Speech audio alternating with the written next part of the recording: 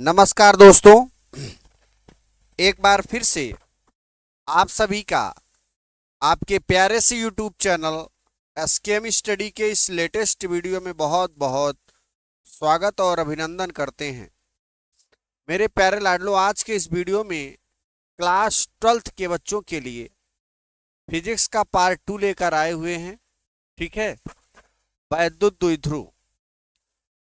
ठीक है, वैद्युत द्विध्रुव मैंने पिछले वीडियो में बताया था। अब वैद्युत द्विध्रुव आघूर्ण के बारे में समझेंगे। वैद्युत द्विध्रुव आघूर्ण क्या है? दो आवेशों में से कोई एक आवेश तथा उन आवेशों के बीच की दूरी के गुणनफल को वैद्युत द्विध्रुव आघूर्ण कहते हैं।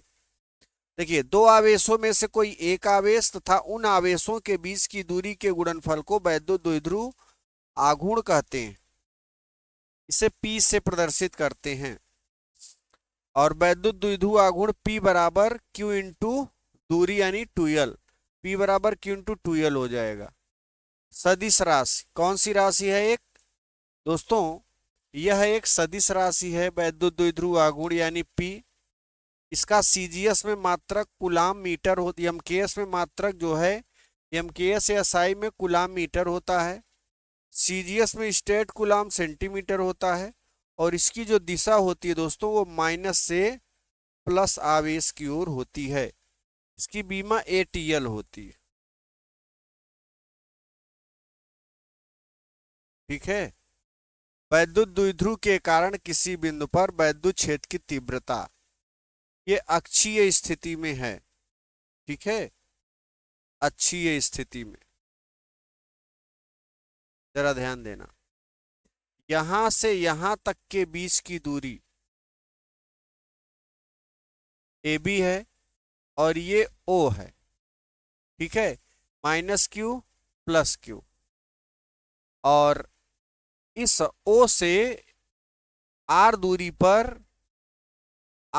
पर एक बिंदु P है। ठीक है, O से R दूरी पर बिंदु P है और इस P पर एक परीक्षण आवेश Q0 रख देते हैं हम यहां पर। क्या रखेंगे? परीक्षण आवेश Q। ठीक है, अब जरा ध्यान देना। ये L है, ये दूरी L है और यहां से लेकर यहां तक R है। अगर A से लेकर, पहले तो हम इस +Q आवेश के कारण तीव्रता देखते हैं। देखो, अगर हम यहां से यहां तक +Q आवेश के कारण P पर तीव्रता निकालें तो इसके बीच की दूरी निकालनी पड़ेगी। यानी यहां से लेकर यहां तक के बीच की दूरी, ध्यान से समझना। दूरी कैसे निकालोगे? पहले टोटल दूरी देखो, O से P तक R है और O से B तक L है। तो R में अगर L घटा दोगे तो R माइनस L B से P तक आ जाएगा, जो कि ये वाली दूरी ये बनी हुई है, देख रहे हो यहां R माइनस L। ठीक है, उसके बाद देखो जरा, अगर -Q आवेश के कारण P पर तीव्रता लेंगे तो A से B के बीच की दूरी निकालोगे तो O से P के बीच की दूरी R है और O से A तक की दूरी L है। अगर हम इस R में L जोड़ दें तो ये हो जाएगा L + R। यानी टोटल दूरी L + R कहो चाहे R + L कहो, बात एक ही है। ओके, तो सबसे पहले माना +Q आवेश के कारण P पर वैद्युत क्षेत्र की तीव्रता E1 हो तो क्या होगा? E1 E बराबर K इंटू P/R² से। ठीक है, ये E1 बराबर K इंटू Q/R - L का होल स्क्वायर। समीकरण 1 हो जाएगा। कैसे? जरा ध्यान देना दोस्तों।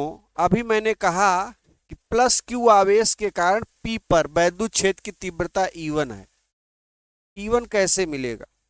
देखो, ये है बिंदु बी पर प्लस क्यू आवेश के कारण इस पी पर वैद्युत क्षेत्र की तीव्रता E1, देखो ये भी प्लस है, ये भी प्लस है, और इसके बीच की तीव्रता E1 माने हैं, इसकी दिशा जो है रिपल्सन है, यानी प्रतिकर्षण बल लग रहा है।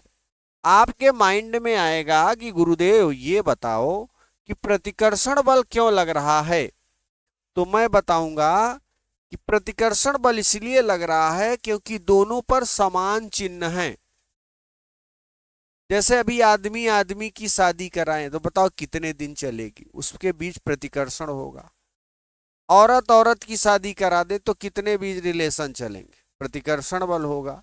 तो यहां पर भी प्लस प्लस है, इसलिए प्रतिकर्षण बल लगा, और इस उस प्रतिकर्षण बल F1 से F1 पर डिपेंड होता है E1, तो F1 से मिल गया E1 और इसकी दिशा बाहर की ओर हो गई है। ठीक है, उसके बाद देखो तो प्लस क्यू आवेश के कारण P पर तीव्रता E1 इस वाले सूत्र में रखेंगे। अच्छा, एक यहां से यहां के बीच की दूरी क्या है, R माइनस एल, तो E के स्थान पे E1 रखेंगे फार्मूले में, दूरी के स्थान पे R माइनस एल रखेंगे और प्लस क्यू रखेंगे, ये पहले में हो जाएगा। आ जाओ दूसरा भी देख लेते हैं, फिर दोनों में रखते हैं हम लोग। अगर माइनस क्यू आवेश के कारण P पर तीव्रता Q नॉट हो, P पर तीव्रता क्या होगा दोस्तों, Q नॉट। ठीक है, तो उस दशा में दूरी तो R प्लस एल है, लेकिन यहां माइनस है और यहां प्लस होने के कारण इनके बीच आकर्षण बल लगेगा। और भाई साहब जब आकर्षण बल लगेगा तो इसकी जो तीव्रता है, इसकी जो दिशा है अंदर की ओर है, और इसकी तीव्रता E2, तो जब फार्मूले में रखोगे तो E के स्थान पे E2, दूरी R प्लस एल, बाकी प्लस क्यू प्लस ही रहेगा, माइनस उसमें चिन्ह में कोई बदलाव नहीं होगा। देखो अब जरा समझो, अब मैं चित्र की ओर नहीं जाऊंगा, बस इसी में काम चला दूंगा क्योंकि मैं दोनों बता चुका हूं। प्लस क्यू आवेश के कारण P पर तीव्रता E1, दोस्तों ये फार्मूला लगेगा, E बराबर K into P upon R square, E के स्थान पर E1 K P है ना, P के स्थान पर Q हो जाएगा। ठीक है, ये Q होना चाहिए, ठीक है, Q upon not P, Q, तो Q बटे दूरी के स्थान पे R माइनस एल का होल स्क्वायर, समीकरण 1 हो जाएगा। अब दूसरा जो माइनस क्यू आवेश के कारण लिए थे, यानी P की दिशा जब एक की ओर हो तो माइनस क्यू आवेश के कारण P पर तीव्रता E2 हो, तो ये सूत्र लगा देंगे डायरेक्टली, यही लगाएंगे भाई साहब, E बराबर K into Q upon R square से E के स्थान पे E2, K ही रहेगा, Q ही रहेगा, और ये जो डिस्टेंस है R प्लस एल रहेगी। ठीक है, यदि परिणामी वैद्युत क्षेत्र की तीव्रता E हो तो E बराबर E1 माइनस E2। अब ये आप सोच रहे होंगे कि ये E1 माइनस E2 कहां से आ गया, बात है ना समझ की। आइए आइए दोस्तों, अब आपको ये भी समझाते हैं कि ये आया कहां से। देखो आएगा इधर से, सबसे बड़ी चीज ये E1 का डायरेक्शन उधर, E1 का उस तरफ, E2 का इस तरफ, दोनों विपरीत में हैं, यानी E1 और E2 आपस में बराबर है। भाई हम बीच में अगर ऐसे खड़े हो जाएं, एक लोग 10 न्यूटन बल लगा के इधर खींचे, एक लोग इधर खींचे, तो मैं बीच में ही रहूंगा, बराबर बल से रहेगा ना, संतुलन में है। उसके बाद मैं कहीं नहीं जा रहा हूं, इसलिए परिणामी बल शून्य होगा, तो ये E1 E2 दोनों बैलेंस कर रहे हैं, इसको इधर ले आओ, E1 माइनस E2 बराबर 0 हो जाएगा, अब चूंकि परिणामी बल 0 है, ई की वैल्यू 0, 0 जहां है वहां पे ई रख दो, तो E1 माइनस E2 बराबर ई। ये एक फार्मूला मिल गया, ई बराबर E1 माइनस E2। देखो परिणामी वैद्युत क्षेत्र की तीव्रता E बराबर E1 माइनस E2, ठीक है। E1 और E2 का मान समीकरण 3 में रखेंगे दोस्तों।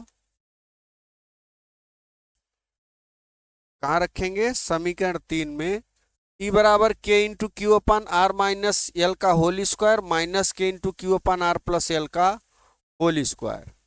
के into Q, K into Q, K into Q common ले लीजिए, 1/r माइनस एल का whole square minus 1/r plus L का होल स्क्वायर।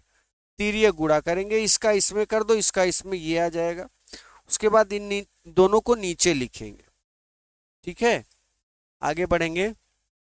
अब यहाँ पे कुछ फार्मूला लगाते हैं, a प्लस बी का होल स्क्वायर और यहाँ माइनस होना चाहिए, ठीक है। माइनस a माइनस बी का होल स्क्वायर बराबर 4ab, ठीक। यही फार्मूला यहाँ पे लगाओगे, a प्लस बी का whole square minus a minus B का होल स्क्वायर। a के स्थान पे r है और l के स्थान b के स्थान पे l है, तो 4rl हो जाएगा, जो कि यहाँ पे इसके स्थान पे मैंने ये लिख दिया। अब देखो इसका भी स्क्वायर है, इसका भी स्क्वायर है, तो हम दोनों को साथ में लिख के पूरे की घात 2 लगा सकते हैं। आइए आइए दोस्तों आगे बढ़ेंगे, बहुत बढ़िया। अब यहाँ पे क्या होगा, E बराबर के इंटू क्यू, ये लिखेंगे के इंटू क्यू, तो इस 4rl को 2 गुणे 2, 2 दूनी 4, एक ठे 2 यहां लिख दिया, एक ठे 2 यहां लिख दिया, बात समझ में आई। यल को 2 के साथ में रख दिया, आर को यहां पे रख दिया और ये बगल वाला क्यू इधर रख दिया, है ना। हाँ, बगल वाला क्यू यहां पे डबल आई गया है, एक ही हटाओ। चलो, तो यहां पे क्या हो गया, ये क्यू और 2 यल साथ में 2r बगल में। अब आप जानते हो कि P बराबर Q इंटू 2l होता है, तो ये Q इंटू 2l के स्थान पे P रखेंगे। क्या रखोगे? P। तो K उतारा, 2r उतार दिया, Q इंटू 2l के स्थान पे P लिख दिया, और नीचे a minus B, A plus B, A square minus B square का सूत्र लगाया, घात 2 लगा दिया, फिर ये चीज ऐसे उतार लिया। बहुत बढ़िया। अब भैया आगे बढ़ेंगे। आगे में क्या होगा, करा यल का मान, L is very very less than R हो, तो यल स्क्वायर का मान और भी छोटा हो जाएगा। इसका मतलब है कि अगर एक की वैल्यू 8 से बहुत छोटा है, एक की वैल्यू 8 से बहुत छोटा है, अगर इसका स्क्वायर कर दो दोनों पक्षों का, तो एक का स्क्वायर एक ही रहेगा और 8 का स्क्वायर 64 हो जाएगा। यानी बताओ कहाँ 64 रुपया, कहाँ 1 रुपया।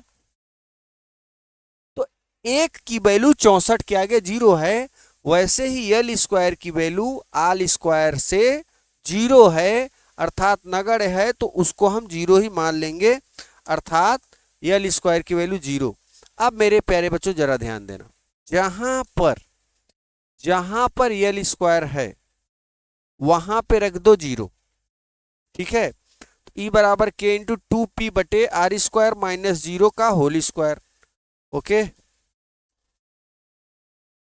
इसके बाद देखो जरा, E बराबर के इंटू 2pr बटे आर माइनस 0 का होल स्क्वायर, जहां पर 0 है, आर स्क्वायर में 0 घटाओगे तो r के घात 2, और इस 2 का 2 में गुणा, 2 दूनी 4 हो जाएगा। फिर देखो ऊपर r एक बार है, नीचे 4 बार, तो एक बार कैंसिल हो जाएगा, तो नीचे क्या बचेगा? 3 बार, ठीक। तो कुल मिला के जो सूत्र मिला हमारा, E बराबर K into 2p by are Q. अब देखो निरक्षीय स्थिति में वैद्युत क्षेत्र की तीव्रता के बारे में समझते हैं। कुल मिला के अच्छी स्थिति 14 मिनट में कंप्लीट हुआ। निरक्षीय स्थिति थोड़ा कम ही समय लेगा, हो सकता है। आ जाओ। निरक्षीय स्थिति में वैद्युत क्षेत्र की तीव्रता, यह एक वैद्युत द्विध्रुव आघूर्ण है यहाँ पे ए बी, ठीक है। अब इसके लंबवत एक पी पर, इस द्विध्रुव के लंबवत, चूंकि निरक्षीय स्थिति है इसलिए अक्ष के सामने लाके निरक्ष में लेंगे, एक बिंदु पी की रचना करेंगे, एक परीक्षण आवेश क्यू नॉट की रचना करेंगे। बहुत बढ़िया। जैसे ही रचना करोगे ना, ये प्लस क्यू इस माइनस को आकर्षित करेगा, ये प्लस इस प्लस को प्रतिकर्षित करेगा। अब देखो जैसे ही प्रतिकर्षित करेगा ना, इसकी दिशा भन्न से ऊपर की ओर निकल जाएगी, ये ऐसे E1 की दिशा ऊपर की ओर। तो ये जो है अपने में से द्वि घटक निकालेगा।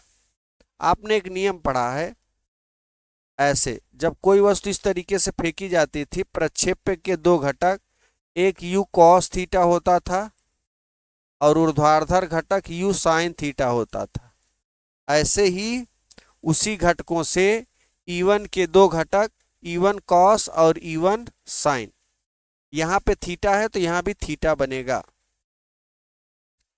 आगे देखो फिर क्या हुआ, फिर ये प्लस ये माइनस आकर्षण बल लगा रहा है, तो इधर तो तीव्रता E1 थी, इधर E2 हो जाएगी। क्या हो जाएगी? E2।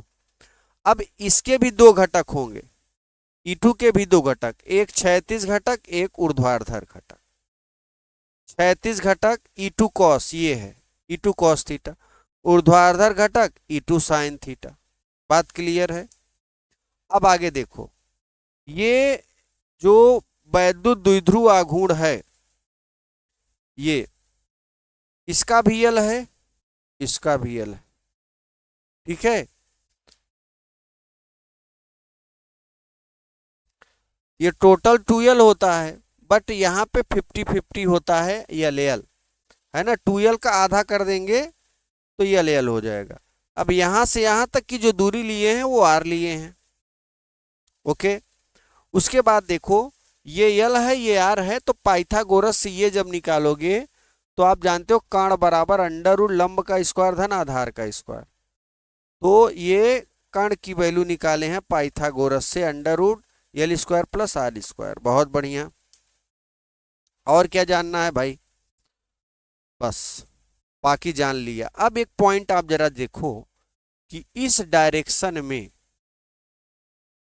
दो लोग हैं, कौन कौन? एक तो इसी डायरेक्शन में E1 cos थीटा है, इसी डायरेक्शन में E2 cos थीटा है। तो ये जो है ना, ये दोनों आपस में जुड़ जाएंगे। कैसे जुड़ेंगे? जैसे मैं ऐसे साइकिल पे बैठा हूं और इस तरफ जा रहे हैं ऐसे, और हमारे पीछे से आंधी आ जाए, तूफान आ जाए, तो हमें धक्का मारेगा तो हम प्लस में होंगे ना, हमारी वेलोसिटी क्या होगी? बढ़ेगी। ऐसे ही जब दो वेक्टर एक ही दिशा में होते हैं तो उनका दोनों का योग हो जाता है, दोनों जुड़ जाते हैं, तो ये दोनों तीव्रताएं जुड़ जाएंगी, यानी E बराबर E1 cos theta plus E2 cos theta. बहुत बढ़िया, समझ में आ गया।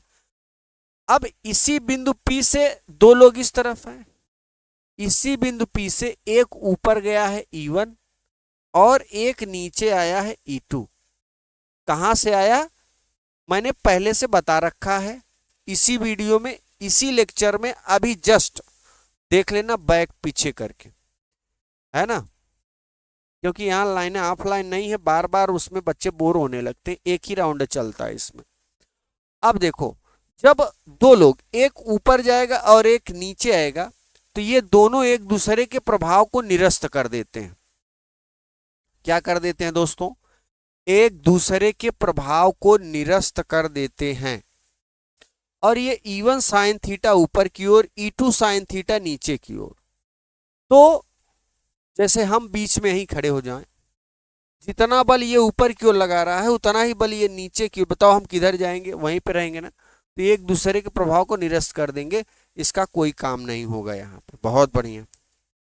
अब हम इसको डेरिवेट करते हैं।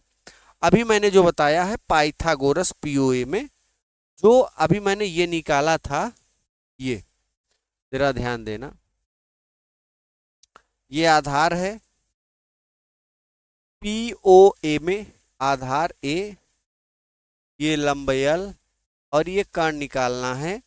तो पाइथागोरस कर्ण बराबर अंडर रूट आधार यानी लंब का स्क्वायर धन आधार स्क्वायर धन लंब स्क्वायर। कर्ण की वैल्यू ये आ गई, जो कि मैं यहाँ पे ये लिखा हूं, है कि नहीं। अच्छा, जितनी वैल्यू ये वाली होगी उतनी ही वैल्यू ये वाली भी होगी, याद रखना।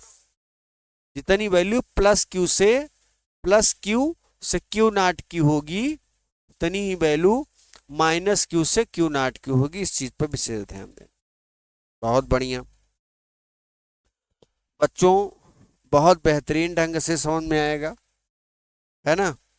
अभी तो इसमें नोट्स में समझा रहे हैं, अभी मैं सब्जेक्ट स्टडी चैनल पे पूरा एक एक चीज डेरिवेट करके खुद से लिखूंगा और खुद से समझाऊंगा और तब डालूंगा दोस्तों। बहुत मजा पाओगे आप लोग, मजा आ जाएगा, समझ लीजिए।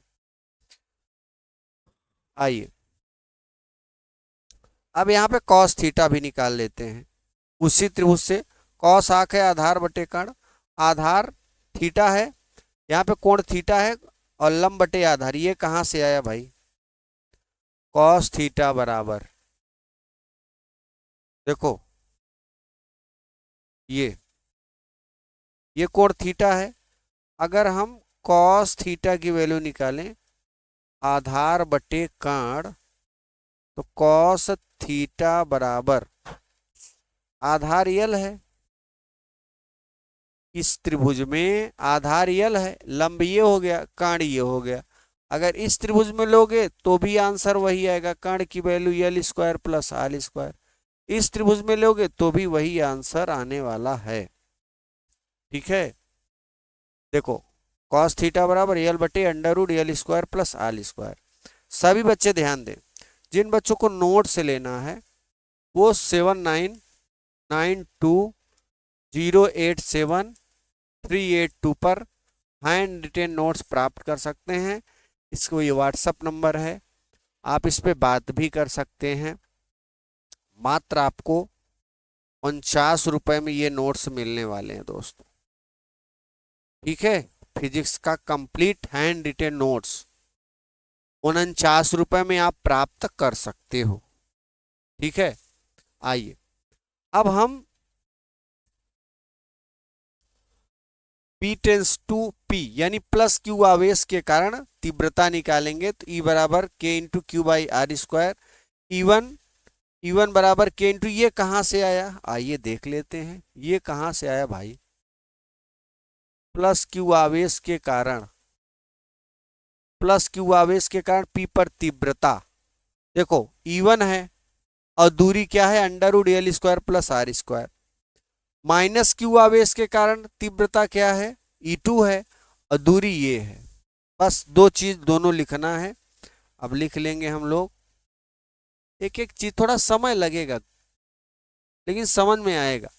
ये सूत्र है, E के स्थान पे E1 प्लस क्यू आवेश के कारण P पर तीव्रता के इंटू क्यू बटे इतना, अंडर रूट लगा है, वर्क करोगे करनी हटेगी, केवल ये बचेगा ये चीज। समीकरण 1, अब इसी तरीके से समीकरण 2 भी प्राप्त कर लो, सेम ऐसे ही वर्क करोगे करनी हटेगी। अब यदि बिंदु P पर परिणामी क्षेत्र की तीव्रता, मैंने अभी कहा था ना कि E1 की दिशा और E2 की दिशा एक ही ओर है क्षैतिज घटक में, तो ये दोनों आपस में जुड़ जाएंगे, अभी जस्ट बताए थे हम। तो E बराबर E1 cos theta E2 cos theta. अब यहाँ पे ये cos थीटा कॉमन ले लो, कॉमन ले लिया। उसके बाद cos थीटा E1 E2 का मान मैंने निकाला है, रखेंगे। cos थीटा की वैल्यू अभी निकाला, ये E1 की वैल्यू ये, E2 की वैल्यू ये, दोनों सेम है, जुड़ेंगे तो 2 बार हो जाएंगे। ये देखो 2 बार हो गए यही चीज, और इसको एज इट इज उतारा। फिर यहाँ पे मॉडिफाई करते हैं, देखो भाई मॉडिफाई करते हैं, ये के इधर लिख लेते हैं, जो 2 है वो 2l यल के बगल में लिखेंगे और क्यूब बगल में। ठीक है, अंडर रूट में नीचे वाली वैल्यू है, उसकी घात 1/2 लगा देंगे। ये एक ही बार है तो एक ही बार लिख दो। अब आगे देखो, फिर सॉल्व करेंगे इसे। अब क्या करोगे दोस्त, अब देखो ये चीज वैद्युत द्विध्रुव आघूर्ण के बराबर होता है तो P हो जाएगा। ये एज इट इज उतारेंगे, 1/2 घात, एक घात जोड़ देंगे, 3/2 घात हो जाएगा। अब यहां पे क्या होगा, यहां पे यल का मान छोटा है आर से, तो यल स्क्वायर का मान और भी छोटा हो जाएगा। जैसे अच्छी स्थिति में, ऐसी स्थिति में यल स्क्वायर की वैल्यू 0 हो जाएगी। तो जहां यल स्क्वायर है वहां 0 रखेंगे, आर स्क्वायर उतार दे, इसकी घात 3/2। ठीक है, अब के इंटू पी अपान, ये गुणा करोगे 2 से 2 कैंसिल, आर की घात 3, ई बराबर K into P upon R cube हो जाएगा। ओके, अब आ जाओ भैया नेक्स्ट हेडिंग, वैद्युत फ्लक्स। बताओ मजा आ रहा है कि नहीं आ रहा है? अरे गुरुदेव आप पढ़ाएं और मजा न आए। आइए दोस्तों, वैद्युत फ्लक्स के बारे में समझो। ये 1.1 एनसीईआरटी की बुक खोलोगे तो 1.10 हेडिंग होगी वैद्युत फ्लक्स। देखो जो भी आपको पढ़ा रहे हैं ना, ये एकदम एनसीईआरटी से हेडिंग बाय हेडिंग चल रही, वो भी शुद्ध एनसीईआरटी, अलग से किसी सरकारी बुक से, है ना, ताकि एग्जाम में एकदम हुबहू फंसे आपकी हेडिंग। ये वैद्युत फ्लक्स, इलेक्ट्रिक फ्लक्स क्या है, किसी पृष्ठ के अभिलंबवत गुजरने वाली संपूर्ण बल रेखाओं की संख्या को उस पृष्ठ से बद्ध वैद्युत फ्लक्स कहते हैं, इसे फाई से प्रदर्शित करते हैं। या दूसरी डिफिनीशन, वैद्युत फ्लक्स वैद्युत क्षेत्र की तीव्रता एवं क्षेत्रफल वेक्टर के अनुक्रमानुपाती होता है। ये किसी पृष्ठ के अभिलंबवत गुजरने वाली संपूर्ण बल रेखाओं की संख्या को उस पृष्ठ से बद्ध विद्युत फ्लक्स कहेंगे। देखो किसी पृष्ठ का वैद्युत फ्लक्स उस वैद्युत क्षेत्र की तीव्रता के अनुक्रमानुपाती क्षेत्र वैद्युत क्षेत्र की तीव्रता एवं उसके क्षेत्रफल के अनुक्रमानुपाती होता है। जो दूसरी डिफिनीशन है उसी से लिखा हो, दोनों को संयोजित करोगे तो ये मिलेगा, और इस चीज को ऐसे लिखोगे अदिश गुणन में तो ये मिलेगा, के की वैल्यू 1 रख दो, ई डॉट ई। अब यहाँ पे एक सूत्र लगाओ, vector A dot vector B बराबर A B cos theta, class 11th में पढ़े थे। लगा दोगे तो ई ए कॉस थीटा हो जाएगा, और ई और ए के बीच का कोण थीटा हो तो ये बनेगा, और यहाँ फाई बराबर ई ए कॉस थीटा। अब आ जाओ, एक समान वैद्युत क्षेत्र में वैद्युत द्विध्रुव पर लगने वाला बलयुग्म का आघूर्ण अथवा एक समान वाह्य क्षेत्र में द्विध्रुव। देखो ध्यान समझना, यहाँ पे दो शक्तिशाली आवेश रखे हैं, एक प्लस है इधर और एक माइनस है इधर। ठीक है, बीच में मैंने एक वैद्युत द्विध्रुव रख दिया आघूर्ण, ये वैद्युत द्विध्रुव आघूर्ण रख दिया। एक पर है माइनस क्यू और एक पर है प्लस क्यू। ये प्लस इस माइनस को, ये माइनस इस प्लस को अपनी ओर खींचेगा। मैं इसको ऐसे रखा था एकदम स्ट्रेट लंबवत, और ये माइनस इस प्लस को, ये प्लस ये शक्तिशाली है, बड़ा है, तो इस ये बड़ा वाला आवेश इस छोटे वाले आवेश को अपनी ओर खींचेगा, इसके कारण ये ऐसे ना होके ऐसे हो गया, और यहां से ये बल रेखाएं निकाल के इसकी ओर आ रही हैं, तो इसके बीच में एक वैद्युत क्षेत्र पूरा बन रहा है। ठीक है, एक इलेक्ट्रिक फील्ड पूरा बन जा रहा है, और इसी इलेक्ट्रिक फील्ड में मैं एक वैद्युत द्विध्रुव रखा इस तरीके से, तो थीटा कोण, वैद्युत क्षेत्र से थीटा कोण बनाया, और इस तरीके से ये थीटा कोण बनाया। अब इसके आगे क्या होगा, ये प्लस इस माइनस को अपनी ओर खींच रहा है इस तरफ, ये इस प्लस को ये माइनस अपनी ओर खींच रहा है इस तरफ। ठीक है, तो देखो यहां पे न्यूटन का तीसरा नियम लागू होता है, जब ये माइनस इस प्लस को अपनी ओर खींचा तो ये माइनस इस माइनस को अपनी ओर से ढकेला, ठीक है, धक्का मार रहा है, क्योंकि ये माइनस माइनस क्या करेगा, प्रतिकर्षित करेगा, और ये प्लस इस प्लस को प्रतिकर्षित करेगा। तो इधर से आकर्षण और इधर से प्रतिकर्षण, यहाँ पे क्रिया प्रतिक्रिया का भी नियम लग रहा है भाई, याद रखना। अब यहां से हम एक लंबवत लंब डाल दे रहे हैं, यहां से जैसे ही लंब डाला तो ये क्रिया प्रतिक्रिया वाली रेखा पीछे खींचा, यहां पर एक समकोण त्रिभुज बना, ठीक है। और ये आप जानते हैं वैद्युत द्विध्रुव आघूर्ण की दूरी 2l होती है, ये माइनस क्यू और ये प्लस क्यू, ये यल, और इसको मान लेते हैं कोई भी नाम दे दो, आर ही दे देते हैं, ठीक है। उसके बाद आगे बढ़ो। बिंदु ए पर, बिंदु ए पर, ये ए है, ये माइनस क्यू आवेश के कारण उत्पन्न बल F2 है, ये F2 है। F2 बराबर minus E Q and F1 बराबर प्लस ई क्यू। एक बल इस डायरेक्शन में, एक बल इस डायरेक्शन में, बल का परिमाण बराबर है, दिशा विपरीत है, इसलिए इस पर माइनस इस पर प्लस। आगे देखो भाई, वैद्युत क्षेत्र की तीव्रता E बराबर एफ अपान क्यू, तिर्यक गुणा करेंगे तो F बराबर ई क्यू हो जाएगा। अब सूत्र में जो अभी मैंने कहा कि F2 बराबर माइनस ई क्यू है और F1 बराबर प्लस ई क्यू है, इसके कारण प्लस क्यू आवेश के कारण लगाएंगे F1 बराबर प्लस ई क्यू।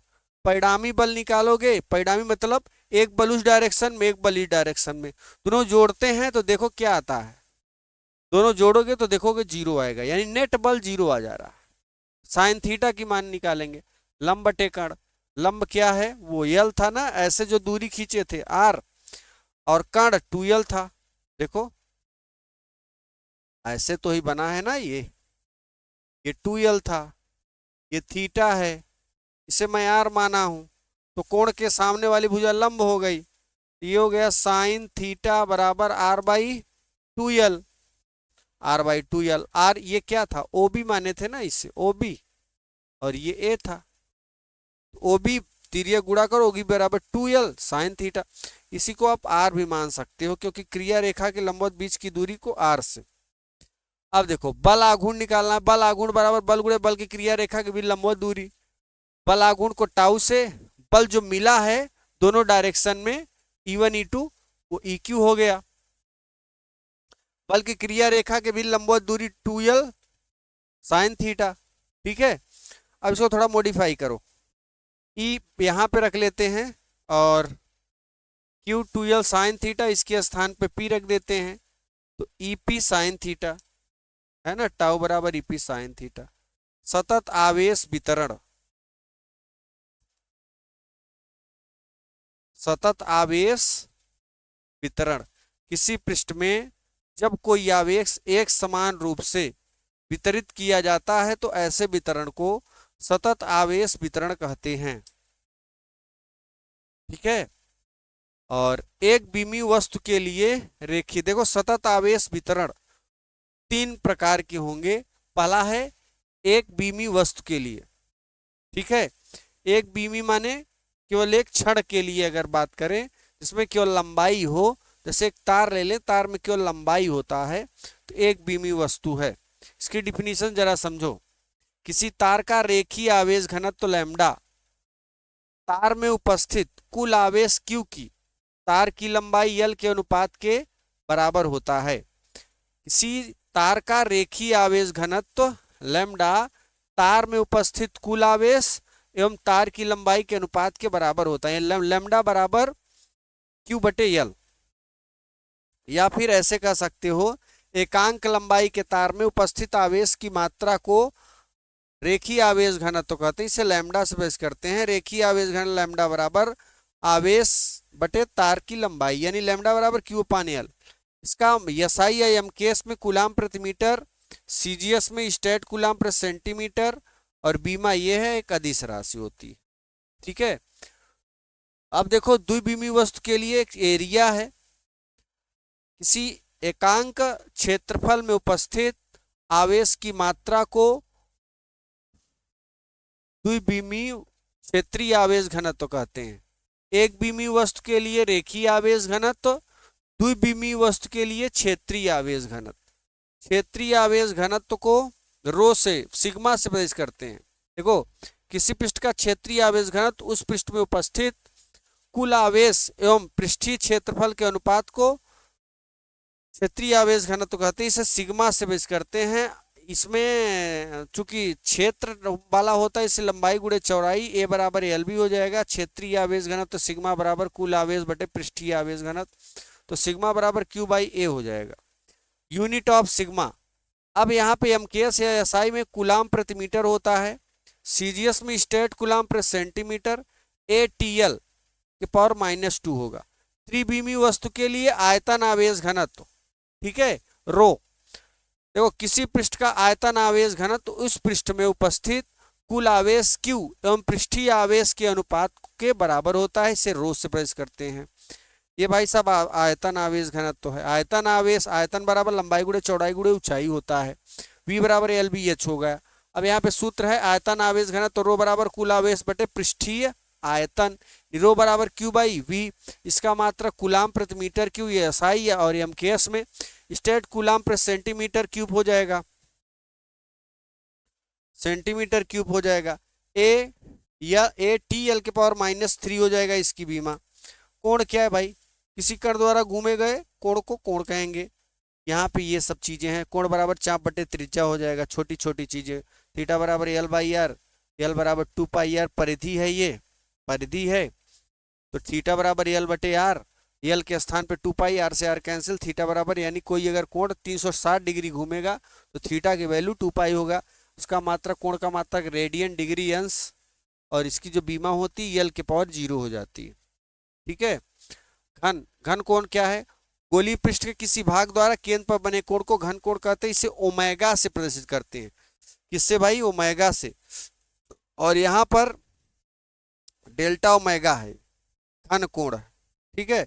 घन कोण डेल्टा ओमेगा व पृष्ठीय क्षेत्रफल डेल्टा ए बटे त्रिज्या आर स्क्वायर, डेल्टा ओमेगा बराबर डेल्टा ए बटे आर स्क्वायर हो जाएगा। यदि गोलीय पृष्ठ तिरछा हो, क्या हो, तिरछा हो, तो डेल्टा ओमेगा बराबर डेल्टा ए कॉस थीटा बटे R square. Unit of omega steradian अदिश राशि होता है ये, ठीक है। इसका मात्रक स्टेरेडियन अदिश राशि है। अब गाउस का नियम या गॉस का प्रमेय, किसी बंद पृष्ठ से गुजरने वाले कुल वैद्युत फ्लक्स उस पृष्ठ द्वारा घिरे हुए कुल आवेश Q का 1/ε0 गुना होता है, यानी फाई बराबर Q/ε0। अब यहाँ पे दो तरीके से इसे सिद्ध करेंगे, पहले सिद्ध कर दो। फाई बराबर Q का 1/ε0 गुना, यानी Q बटे ε0, तो फाई बराबर Q बटे ε0 हो जाएगा। अब गॉस के नियम की स्थापना ले लेते हैं, ठीक है। क्या लेंगे भाई साहब, गॉस के नियम की स्थापना कैसे करोगे, ठीक। आइए आइए शुरू करते हैं। पहले अनियमित आकृति के लिए देखो, माना किसी गोलीय पृष्ठ के केंद्र पर उपस्थित आवेश प्लस Q त्रिज्या R हो, ये है। पहले नियमित एक ठनी कर देते हैं, नियमित अनियमित दोनों है तो नियमित से काम कर लेते हैं हम लोग। तो नियमित आकृति के लिए, ये नियमित आकृति है, गोलीय पृष्ठ है, ये प्लस Q आवेश है, प्लस रहेगा तो यहाँ से बल रेखाएं बाहर की ओर निकलेंगी, सब लोग जानते हो। मैंने इस पूरे पृष्ठ को ना लेके इतना भाग लिया, इसी पृष्ठ के लंबवत बल रेखाएं गुजर रही हैं, तो जो E है, E के ही दिशा में पृष्ठ की दिशा है, तो थीटा बराबर 0 हो जाएगा, ठीक है। ये देखो, जब पृष्ठ के दिशा में ही E की दिशा हो, जिधर पृष्ठ की दिशा हो उधर विद्युत क्षेत्र की तीव्रता की दिशा हो, तो बनने वाला कोण वो 0 डिग्री हो जाएगा। आइए, तो फाई बराबर ये कॉस थीटा। यदि पृष्ठ डेल्टा ए तथा विद्युत फ्लक्स डेल्टा फाई हो, मतलब उसमें देख रहे थे कई जगह छोटा छोटा पार्ट से पूरा वो पृष्ठ बना है, तो उस छोटे पार्ट का नाम डेल्टा ए, उसका फ्लक्स डेल्टा फाई। एक फार्मूला लेते हैं ये वाला, तो जहां फाई है वहां डेल्टा फाई, जहां ई है वहां ई रहेगा, एक के स्थान पर डेल्टा ए कॉस 0 डिग्री।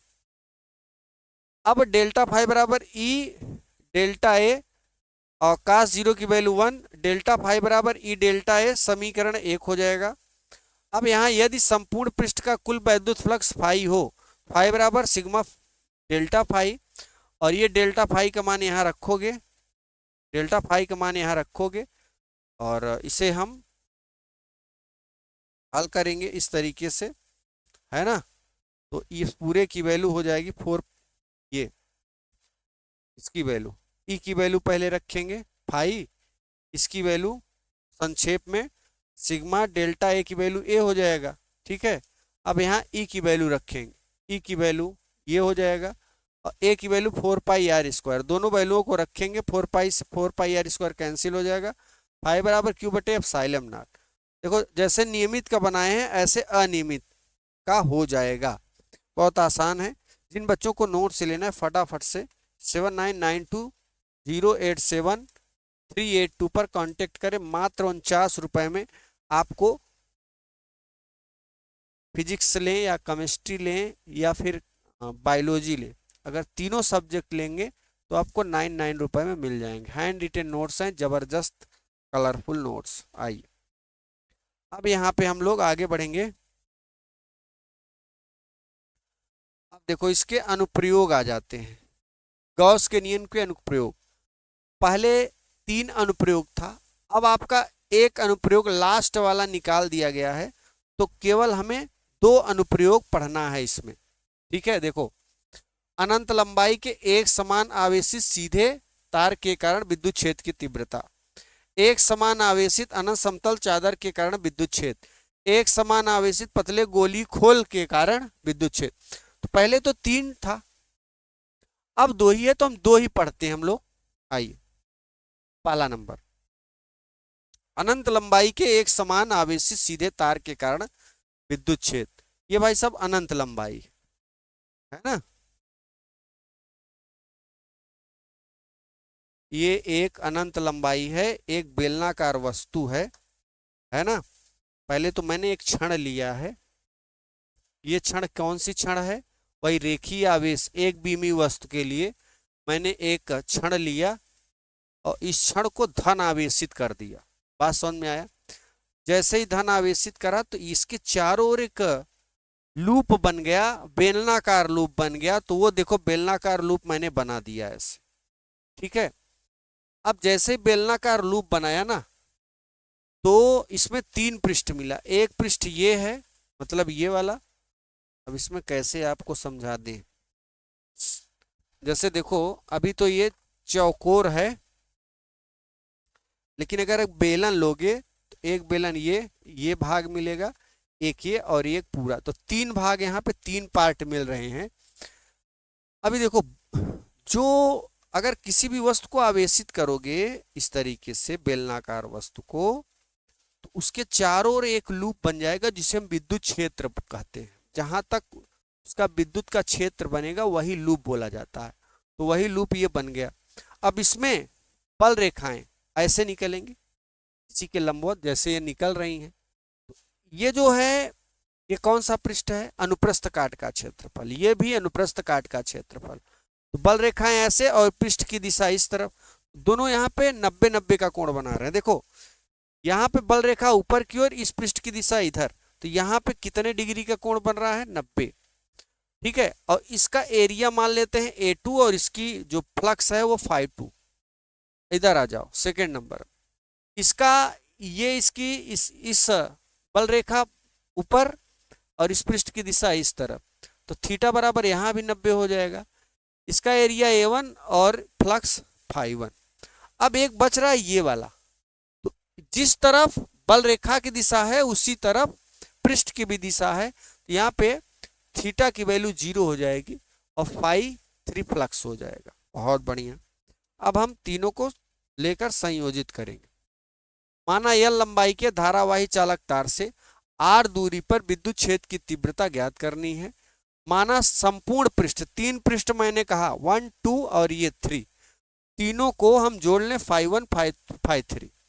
अब पहले पृष्ठ के लिए φ की वैल्यू निकालेंगे। माना पहले पृष्ठ का पृष्ठीय क्षेत्रफल A1, विद्युत फ्लक्स φ1 हो तो, और इसका जो थीटा की वैल्यू हो 90 डिग्री था, तो φ बराबर E cos थीटा। cos 90 की वैल्यू 0 होती है तो φ1 की वैल्यू 0। इसी तरीके से φ2 की भी वैल्यू भी 0 आएगी। ये देखो दूसरे पृष्ठ के लिए, क्योंकि ये पृष्ठ और ये पृष्ठ दोनों के लिए 0 ही आएगा, क्योंकि यहाँ पे बल रेखा के बीच जो कोण बन रहा है 90 डिग्री बन रहा है। तो φ1 और φ2 की वैल्यू 0। अब फाई3 जो बेलनाकार वस्तु है, बेलन का क्षेत्रफल 2πr होता है, लेकिन ये लंबाई यल दिखाया गया है तो एच के स्थान पे यल। थीटा की वैल्यू यहाँ 0 है यहाँ पे, और अब इस सूत्र में रखो, तो जैसे ही सूत्र में रखोगे वैल्यू को, ये आ जाएगा EA3 cos 0 डिग्री, cos 0 की वैल्यू 1, फाई3 बराबर EA3, A3 की वैल्यू बेलन का आयतन का सूत्र रखेंगे, बेलन का वक्र पृष्ठ का सूत्र रख दिए हैं, फाई3 बराबर ये हो गया। अब फाई1 फाई2 फाई3 तीनों को मान रखेंगे समीकरण 1 में, तो यहां पर ये आ जाएगा फाई की वैल्यू, गॉस का नियम लगाएंगे, फाई बराबर क्यू पाने साइलम नॉट, कंपैरिजन कराएंगे इन दोनों का। जब आप कंपैरिजन कराओगे तो देखो एल से एल कैंसिल हो जाएगा, और इन सबको भाग में कर देंगे तो ई बराबर 2πr एप्सिलॉन नॉट, या फिर ई बराबर 1/2πr, ये अचर है अलग कर लेंगे, लैम्डा बटे आर चर है ये अलग कर लेंगे। सदिश स्वरूप क्या होगा, यहाँ पे लैम्डा केवल आर कैप अलग से लिख दोगे, हो गया, ये आर है ना तो बगल में आर कैप। अब दोस्तों दूसरा अनुप्रयोग, एक समान आवेश अनंत समतल चादर के कारण विद्युत क्षेत्र की तीव्रता। दोस्तों याद रखिएगा, इसमें जो तीसरा अनुप्रयोग है निकाल दिया गया है, केवल यहाँ पे 2 अनुप्रयोग हैं। तो समतल आवेशित अनंत समतल चादर के कारण विद्युत क्षेत्र की तीव्रता, ये समतल चादर है, जैसे एक समतल चादर है, इसके ऐसे लंबवत एक छड़ रखा गया है, बेलनाकार छड़, ठीक है ना। अब इसमें जैसे ही इसमें बल रेखा पृष्ठ के लंबवत गुजरेगी, देखो बल रेखा पृष्ठ के लंबवत जा रही है ना, उसी दिशा में ये है, तो बल रेखा की भी दिशा इस तरफ है और ये इसकी भी। तो देखो अगर बल रेखा ऐसी जाएगी तो ये जो एक समतल चादर के लंबवत बेलनाकार वस्तु रखी गई, चालक क्षण रखी गई है, बल भी ऐसे जा रही है और इसकी दिशा भी इस तरफ है, तो दोनों समांतर हो गए। तो यहाँ पे जो कोण बन रहा है वो 0 बन रहा है, और यहाँ भी जो कोण बनेगा वो भी 0 बनेगा, लेकिन यहाँ भी जो कोण बन रहा है, देखो ऐसे रखिए, बल ऐसे जा रही है ना, तो ये पृष्ठ के लंबवत हो गया, ठीक है। इधर और इधर वाला 0 डिग्री और इस तरफ वाला 90 डिग्री का काम करेगा। तो फाई1 A1 इस पृष्ठ का एरिया हो गया, और इसकी थीटा की वैल्यू 0, इसका फाई2 A2 और थीटा की वैल्यू इसकी भी 0, यहाँ पर फाई3 A3 और थीटा की वैल्यू 90 डिग्री। चलिए जैसे अभी पिछला हल किया था सेम ऐसे ही होगा, लेकिन यहाँ पर एरिया दुई का एरिया बराबर है, ये अनुप्रस्थ काट का क्षेत्रफल और इसके अनुप्रस्थ काट का क्षेत्रफल बराबर है। तो A1 A2 बराबर A रखेंगे, माना पृष्ठ R दूरी पर P पर विद्युत क्षेत्र तीव्रता ज्ञात करनी है, माना संपूर्ण पृष्ठ का विद्युत फ्लक्स फाई हो तो फाई बराबर फाई1 प्लस फाई2 फाई3। पहले पृष्ठ के लिए माना प्रथम पृष्ठ का पृष्ठीय क्षेत्रफल A1 तथा पृष्ठ का विद्युत फ्लक्स फाई1 हो, फाई बराबर EA cos थीटा, फाई1 बराबर A1 cos 0 डिग्री, A1 बराबर A रखेंगे तो यहाँ फाई1 मिल जाएगा EA। इसी तरीके से फाई2 भी EA ही मिलेगा, क्योंकि दोनों का एंगल सेम है और एरिया भी सेम है। फाई3 का अलग मिलेगा, फाई3 बराबर EA3 cos 90 अंश की वैल्यू 0, ये 0 हो जाएगा। तीनों को रखेंगे फार्मूले में, फाई1 फाई2 फाई3 का मान रखेंगे, फाई बराबर 2EA आ जाएगा। अब गॉस का नियम लगाओ, और क्योंकि स्थान पे क्योंकि यह एक पृष्ठीय क्षेत्रफल है, से सिग्मा बराबर क्यू पाने तिरिया गुणा करके क्यू बराबर सिग्मा ए, जहाँ क्यू है वहाँ सिग्मा ए रखेंगे। अब दोनों समीकरण को, इसको और इसको कंपैरिजन में लाएंगे, तो ए से ए कैंसिल हो जाएगा, 2 भाग में कर देंगे, ई बराबर सिग्मा बटे 2 एप्सिलॉन नॉट। इसका सदिश स्वरूप क्या होगा, आर कैप बगल में लगा देंगे, ठीक है। अब ये वाला आपके सिलेबस में नहीं है, ठीक है। बहरहाल अगर आप नोट्स परचेज करोगे तो ये भी पूरा कंप्लीट सा नोट्स मिल जाएगा, ठीक है। अगले वीडियो में आपको 1 शॉर्ट सेकंड चैप्टर लेकर हाजिर होंगे, तब तक के लिए नमस्कार, जय हिंद, जय भारत, वंदे मातरम।